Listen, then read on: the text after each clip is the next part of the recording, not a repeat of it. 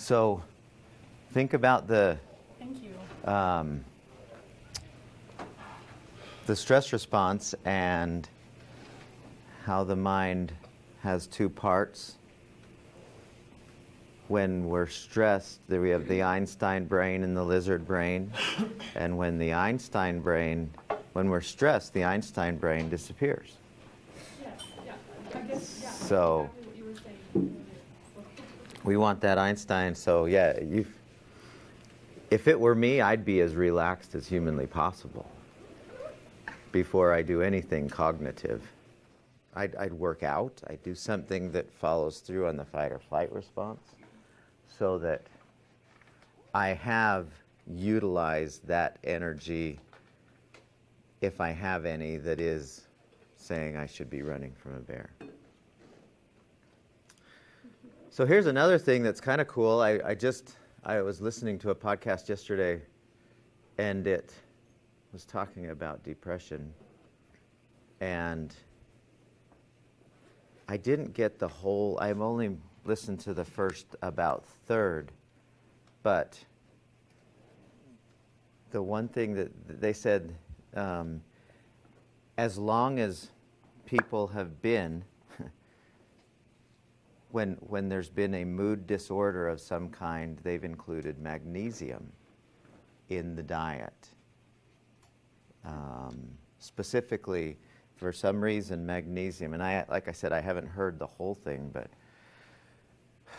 magnesium works with the electrical system in the brain, but when you take it, it's designed for brain function. And the evidence seems to point at everybody is low on magnesium. Everybody.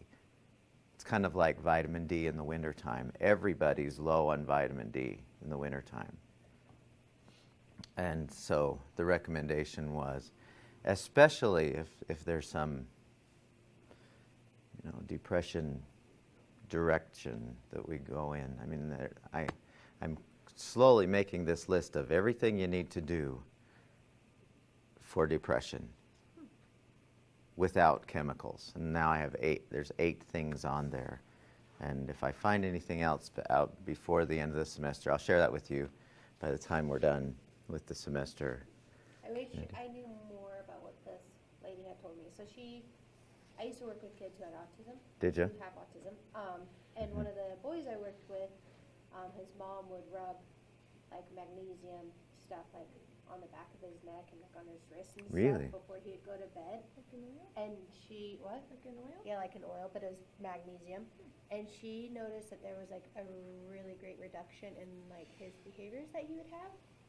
It just kind of Autistic behaviors? Just like he would have a lot of angry outbursts and get really worked up and agitated, and she saw it decrease just by using magnesium. So I think magnesium probably has a lot of cognitive things aside from depression. I'm going to hopefully finish this podcast today and get the whole scoop, and I'll share it with you guys because it's really, really worth us knowing about, because we all know people in our lives who are struggling with depression, and if there's anything we can do to help them short of the medical route,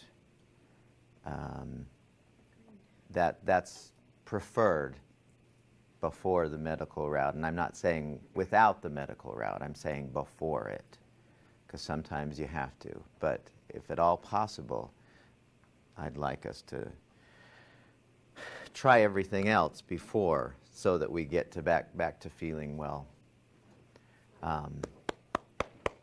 And this magnesium is potentially huge as an additional something for us.